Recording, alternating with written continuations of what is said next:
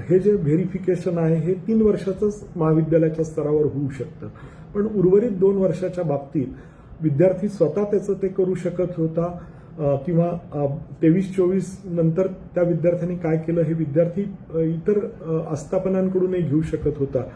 त्या बाबतीमध्ये संबंधित महाविद्यालय प्रोएक्टिव्ह राहून पोलीस विभागाशी संपर्क साधून जो आमच्या महाविद्यालयातील विद्यार्थ्याचा जो कालावधी आहे याविषयी आम्ही पूर्णपणे प्रोफार्मामध्ये व्यवस्थित माहिती भरून दिलेली आहे. त्याचबरोबर विद्यार्थ्याचा बोनाफाईड सर्टिफिकेट की त्यामध्ये त्याचा कार्यकाळ आणि सर्व माहिती ही दिलेली आहे. विद्यार्थी जॉबपासून वंचित नाही. विद्यार्थ्यांनी जे दुसरं ॲलिगेशन केलेलं आहे की महाविद्यालयातील प्राध्यापकांकडून जातीवाचक काही बोललं गेलं, मी आपल्याला सांगतो प्रोग्रेसिव्ह एज्युकेशन सोसायटी ही 91 वर्षाची जुनी संस्था आहे. संस्थेची स्थापना ही 1934 सालची आहे. महाविद्यालयाची स्थापना ही 1970 सालची आहे.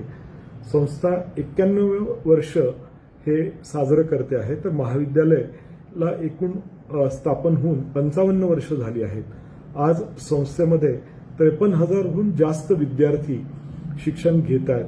सर्व घटकातील तळागाळातील गोरगरिबांची मुलं ही संस्थेमध्ये शिकतात आणि आम्ही अतिशय अभिमानाने सांगतो की आमच्या संस्थेचं जे ब्रीदवाक्य आहे की तळागाळातल्या गोरगरीब विद्यार्थ्यांना दर्जेदार शिक्षण हे संस्थेच्या माध्यमातून उपलब्ध व्हावं, हाच हेतू संस्थेने आजपर्यंत उराशी बाळगलेला आहे आणि त्याप्रमाणेच संस्था समाजामध्ये दिमाखानं काम करते आहे.